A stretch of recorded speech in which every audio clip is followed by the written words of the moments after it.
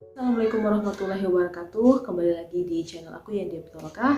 Di video kali ini aku akan membahas tentang seorang wanita karir yang menjadi ibu rumah tangga karena beberapa faktor atau lain hal.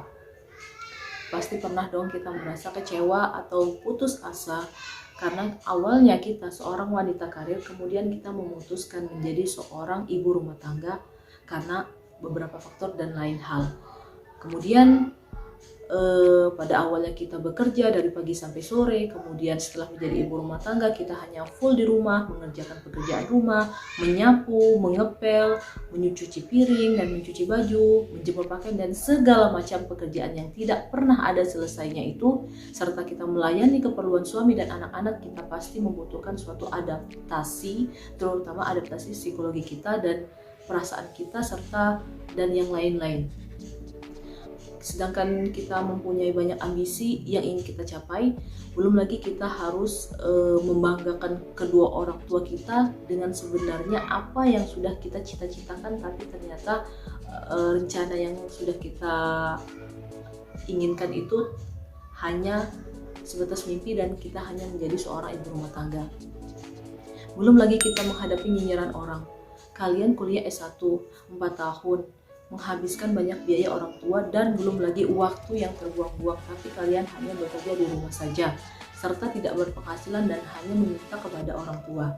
Dan kita memang harus benar-benar mempersiapkan psikologis kita ketika kita menghadapi nyinyiran itu. Itu sama saja dengan suatu tanda ujian buat kita dan kita harus menghadapinya dengan positive thinking.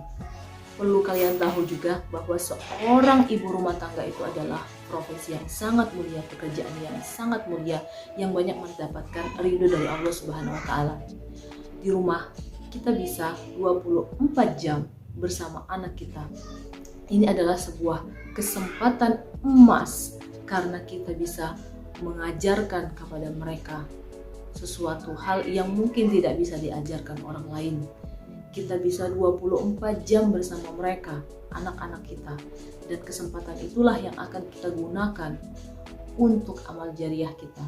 Kita bisa mengajarkan Al-Fatihah dari mulut kita sendiri. Kita bisa mengajarkan Iqra dari tangan kita sendiri, dari mulut kita sendiri, dari diri kita sendiri tentunya.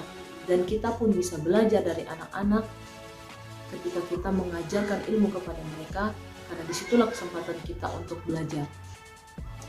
Itu adalah amal jariah yang akan kamu bawa ketika kamu mati nanti. Karena anak kamu menggunakan ilmu itu sampai nanti di akhir hayatnya. Salah satu kunci supaya kita berhasil mendidik anak kita dan kita tidak sia-sia hanya menjadi ibu rumah tangga, pegang komitmen dan konsisten ketika kita mengajarkan anak kita ilmu agama. Itulah salah satu untungnya kita menjadi ibu rumah tangga.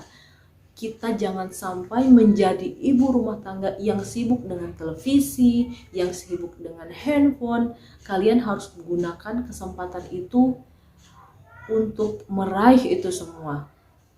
Ajak mereka bercerita, ajak mereka curhat. Disitulah kegunaan kita.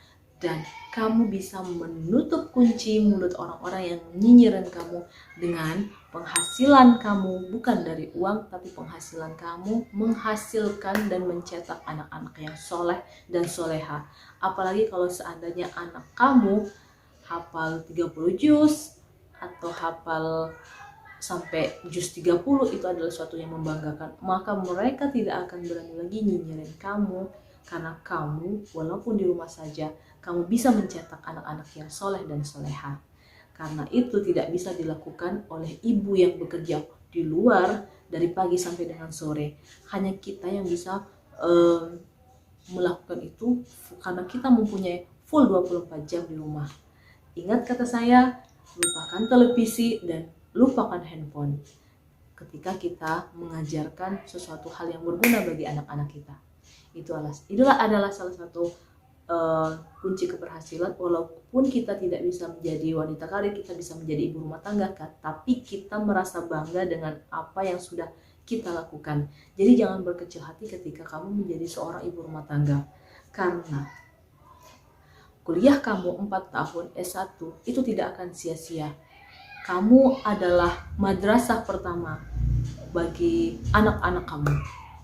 Kamu tahu bahwa Tuhan itu memberikan rezeki dari mana saja, walaupun kita tidak mempunyai slip gaji, tapi rezeki itu bisa datang dari suami yang sabar, rezeki itu juga bisa datang dari anak yang soleh dan soleha, dan itu tidak bisa diganti dengan uang seberapapun besarnya.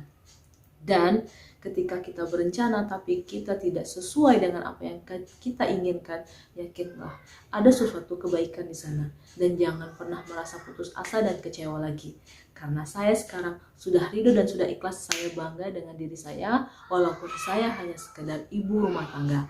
Tapi kalian bisa lihat video-video saya, anak saya sudah saya bimbing belajar Al-Fatihah sendiri. Alhamdulillah dia sudah menghafal juz 30 dan sudah sampai dengan Al-Fajr, dan itu adalah suatu kebanggaan bagi saya yang tidak bisa diganti dengan uang. Yang menjalani itu kita.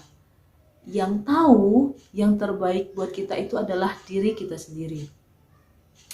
Yang jelas salah satu poin yang terpenting itu adalah ikhlas. Insya Allah ridho Allah, ridho suami di tanganmu.